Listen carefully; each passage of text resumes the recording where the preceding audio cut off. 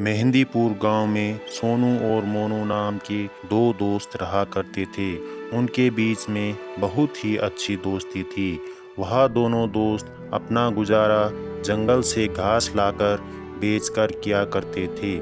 एक दिन की बात है, वह दोनों दोस्त नदी के किनारे घास लाने के लिए गए। नदी के किनारे पानी होने के कारण बहुत ही अच्छी घास थी। वह दोनों दोस्त आराम से घास काटने लगे। उस नदी के पास में अनेक प्रकार के जानवर भी रहा करते थे, जो कि हर रोज पानी पीने के लिए आया करते थे।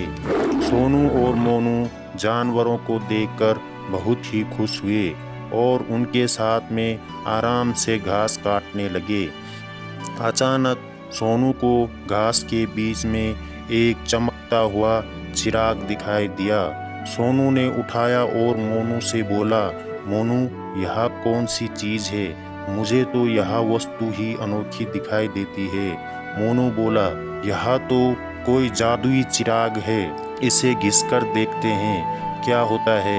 मैंने सुना है कि इसे घिसने से कोई जिन निकलता है जो कि इंसानों की इच्छाएं पूरी करता है।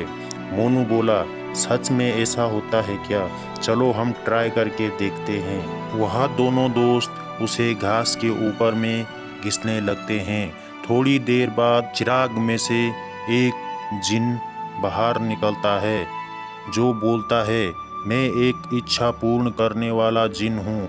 सोनू और मोनू बहुत ही चालाक थे। उन्होंने कहा, ठीक है जिन, तुम हमारी पहली इच्छा पूर्ण करके दिखाओ। जिन बोला, बोलो क्या इच्छा है? सोनू बोला, तुम हमारी हरी भरी घास को काटकर एक ढेर में बदल दो। जिन ने एक ही सेकंड में सारी घास काटकर एक ढेर में बदल दी। दोनों दोस्त बहुत ही आश्चर्य हो गए कि यह जिन तो हमारे लिए बहुत काम आ सकता है। जिन बोला, अपनी सारी इच्छाएं जल्दी से बताओ, नहीं तो मैं तुम दोनों को एक पत्थर के रूप में बदल दूंगा। दोनों दोस्त उसे बहुत सारी इच्छाएं पूर्ण करवा लेते हैं। जिन बोला, अब मुझे क्या करना होगा, मुझे बताओ। अगर मैं नहीं कर पाया तो हमेशा तुम्हारा गुलाम बना रहूँगा। अगर मैं कर लेता हूँ तो तुम्हारी सारी दी हुई इच्छाएं नष्ट हो जाएगी। सोनू और मोनू बहुत ही चतुर थे। उन्होंने जिन को एक नदी के पास में बालू के ऊपर 100 रेखाएं खींचने को कहा और बोला, यह रेखाएं पूर्ण होने पर तुम हमारे पास आना। जिन अपने काम में लग जाता है। जिन कुछ रेखाएं खींचता है, नदी की लहरें आकर उसकी खींची हुई रेखाओं को मिटा देती है।